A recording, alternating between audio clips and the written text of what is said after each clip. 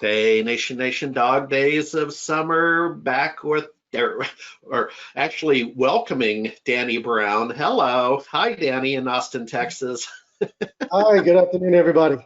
And boy, I got to tell you, when I say the dog days of summer, the heat you have in Central Texas, you were putting the dog back in the dog days down there, man. That's for sure. It's definitely hot down here. It is definitely hot. We did Yeah. get some interesting news. I don't know if you probably heard of it, right? But Tesla's opening a plant here in Southeast Austin, so not too far away from the Llama Ranch, actually. So it'd be quite interesting to see what that's going to look like over the next 12, 24 months. Yeah, and I did not know that was finalized. I knew there were the rumors, so that is now a fact.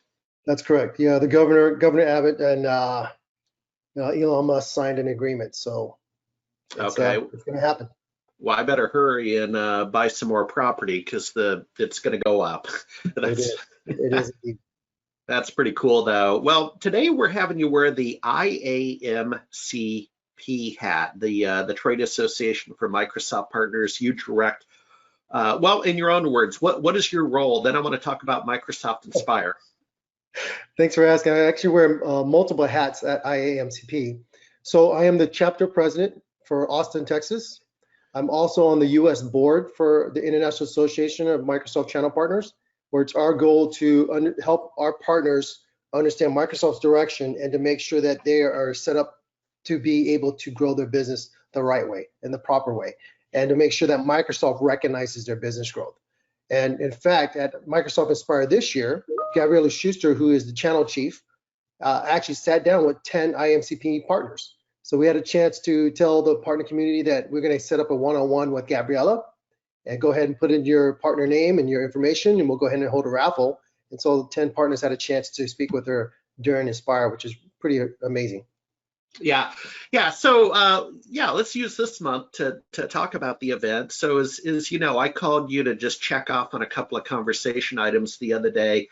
I initially was not going to attend Microsoft Inspire because you know, with all due respect, for me, it's not the same. You know Mhm. that you'll recall the conversation. Yeah. And then I went to bed and my heart softened and I signed up. And I'm glad I did because, you know, Danny, on the one hand, you have a backlash against online virtual events like, oh my God, another one. Mhm. On the other hand, this was really professional. I mean, to me, it was more like watching Sling TV, binge watching. I don't know if I go as far as Silicon Valley on HBO, but you get the point. It was professional. You had Brad Smith on top of the Space Needle at one point. You had him down at a new construction site in Redmond. It worked, and you know, SMB Nation has an events background. I'm probably the worst person to invite to an event because I'm going to tell you the bacon and eggs were cold this morning in the buffet line. But I really enjoyed myself. So thank you, sir, for really giving me a kick in the keister to sign up and go. Enough about me, though. You said that you attended, first of all, and then you also said, and I want to shout out a little bit later, that the IAMCP will have some summary meetings about it. But what was your take on all that? You were there. Yes, actually, I would have to tell you that what was really exciting about this conference is that Microsoft made it free.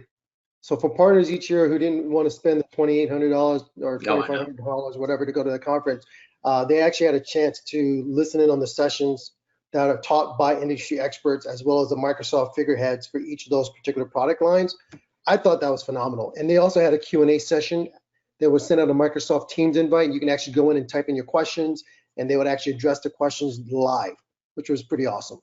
And I think in the past, you would probably be fearful to raise your hand during a big presentation where hundreds of people all over the world can see you. Now you can actually type in a question, not have to worry about people seeing you raise your hand, just so that you can have these industry experts address those questions. So I really thought that was very inviting and very exciting. We actually created a lounge where people can come out on the back end and talk about the different events and what they're going to do on the back end as well. Those two things made it worthwhile. Other than that, it's typical. It's how can you grasp a person's attention for 4 days in a row? It's just very difficult when it's on the computer. It's just very, very difficult. It's not the same as in person. So they did some creative things that I really liked about it. Some creative things. Yeah, yeah, and again, full disclosure, I caught it on what effectively would have been the last day of the event, and I only caught the keynotes before I got busy, so I did not go to a breakout. And I'm not sure the breakouts aligned with a good use of my time with what I do, but I did want to see the keynotes, and again, very professional. And I think they did a good job. Now, given it was free, I forgot that's a key point, because you're right. That is one expensive conference, man, and it's not just the fee, but I always found it to be a 5-day end-to-end commitment. Like to go to, I talked to you off camera about Toronto. I think it was 07, and A, Toronto's expensive. B, it's a 5-day commitment, and then you had to find a way to get in. But do you have any idea what the numbers were? Because typically when it's free, it obviously would attract more. I'm used to seeing 15,000 people at WPC Inspire. I'm assuming it was bigger. So when I looked online to try to do some networking events with different people, there were 66,000 people that were registered for this. Okay. There's no way I'm going to filter 66,000 people to try to find the right person to speak with. It's just not happening. And so that was a negative drawback for me, but it was positive because now Microsoft was able to get a lot more people to attend, which maybe next year they'll do a mixture of both. I don't know what they're going to do next year. Maybe they'll do some virtual for those that can't attend, and then they'll have more in-depth meetings for those that can attend. I don't know, but it was over 66,000 people on the when I looked online for networking. It was just too much to scroll through and figure out who was there. Yeah, and the thing is, and Jenny over in the radio control room and some other, here, I'll put on my analyst hat. Here we go. I'm now an analyst. But as I'm talking to people in the industry, and my son would tell you I talk too much, but I think we're going to see a renaissance of in-person events, and let's just pick a safe number. How about 2022? All right, let's just agree on a safe year. And people are going to understand the value of an in-person event, because clearly we can deliver the content over these platforms. It's not the same, right? Now, so you have to go, why am I going to the event? Well, people want to be with people. Yeah. That's it. At the end of the day, you're absolutely right. You're absolutely right. There's nothing better than being with you in person. Let's just be honest. Yeah. Definitely liven up the room and make it a lot more fun. It's so much more personal too when you're with somebody in person. Well, and think about it. Back when you were in Seattle, and then you went to, you got out in front of me going to Austin. I'm coming up. I'm bringing up the rear. But we met at a public radio station, KEXP, over at the Seattle Space Needle. That was actually started by Paul Allen, if we want to talk Microsoft. But Danny, the point is, people like people. Well, most people like most people, not all. That's true.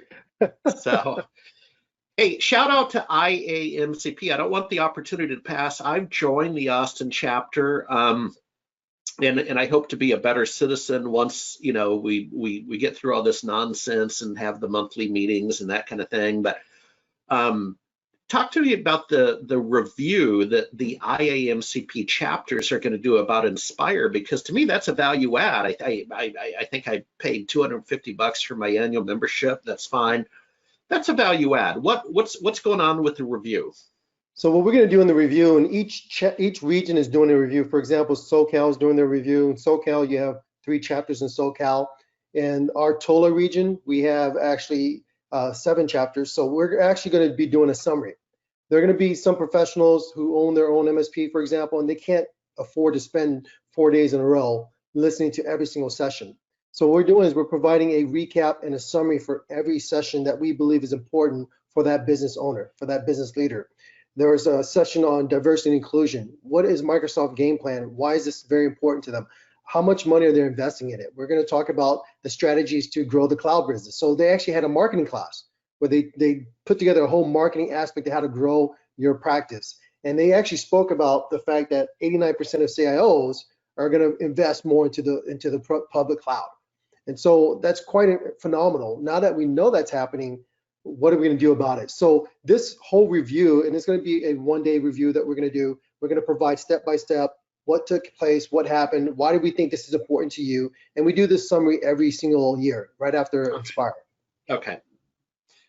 Yeah, because I actually like that idea. I will keep an eye on, I think I finally decluttered the IAMCP messages. It was, Doc, there's one in here right now. I can't resist. And it motivated me this morning to declutter the IAMCP Dallas Fort Worth presents the Inspire recap. Came in this morning. And I'll double check myself that I get that thing back into the inbox. But well, you're on it. Yep. Danny, you're on it. I am. Can't get away from me. Yeah, no kidding. Let's just take a second to look at this. So you're on it and see if you get, there you are. Okay, so it's just under a week on the 30th. Okay, point is, folks, this may be a little bit late in the motion for this year, but this is a benefit to membership because I do like executive summaries. You know what I mean? Because that saves me time, and I get that. So Danny, we're going to talk to you. Before you know it, it'll probably be just before Labor Day, and then everybody kind of gets serious again. So hope you. Well, I don't know what to say, man. I hope you stay safe with your family. Thank you. It's quite interesting what's going on in Texas at this moment. I was actually taking my kids out. We actually have a drive-in zoo type area you can take your kids to, and you stay in the car and everything else. But there's still some citizens here who do not believe in being protected. So, they still don't want to have a mask. And as you know, we're at that stage now at stage 4 in Texas. We're one level away from 100% mandatory shutdown. But it's summertime. People want to get out and do what they got to do. So uncharted waters. Okay, thanks, Danny. We'll talk to you next month. You got it. Thanks, guys.